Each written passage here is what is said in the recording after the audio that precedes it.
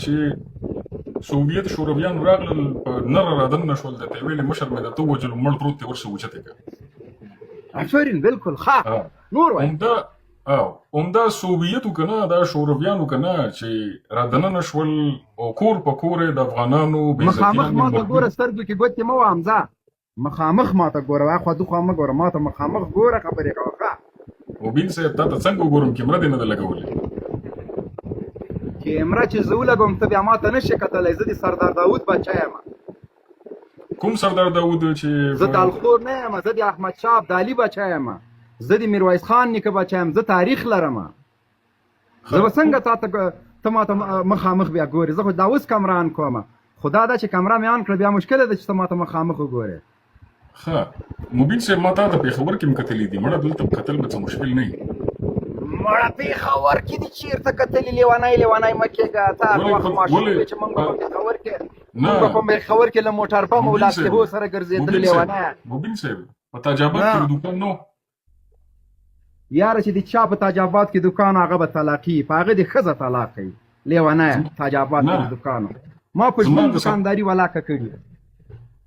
مبین صاحب زما د سرمنې سپلای د ګنډلې نه دي په خدای ووایه ګوره حمزه صاحب یوه خبر درته کوم یوه خبر نه رښتیا ووایه زه پرېږده زما د سرمنې سپلای دا ګنډلې دي یوه خبر درته کوم یوه خبر درته کوم ته زما دکان ته راغلی واشال دې لیک شوی و ما بل واشال درته واچوه مبین صاحب رښتیا ووایه زما د سرمنې سپلای د ګنډلې دي که نه په تاج آباد کې د سپیر پاټو دکان مې و واشال دې لیک شوی و بیا ما بل واشال جاپانی درته واچوه چې ډزېدو سره لیک نشي اول دې ویلی چې سترګو کې ګوتې مه وه ما ته مخامخ مبین صاحب اول دې ویلی چې دوکان چې چا کړی دی د هغه د خون روان شي اوس دې ویلی زما دوکان و غږ مې درځي مبین صاحب که نه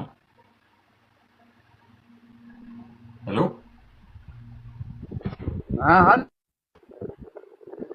مبین صاحب هم تا ویلی چې چا دوکان ما درته ویلې چې چا په تاج آباد کې دوکان کړی طلاقي به وي اما ته زما دوکان ته راغلی وې واشال دې لیک شوی واشال ما درته بدل که د دغه سپلو د سرمنې د سپلو دغه جوابي صحیح ښه جي وایه ښځه واشل دې بدل کړو نو بیا دې راته سپلی هم وګنډلې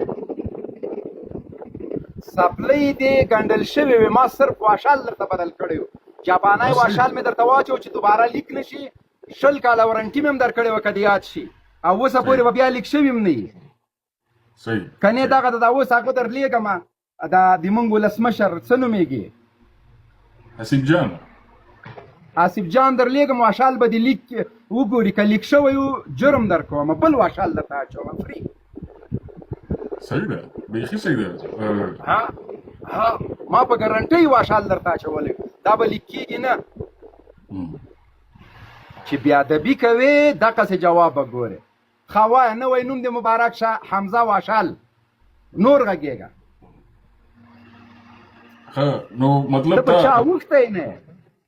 خبره کوه ما ته مخامخ ګوره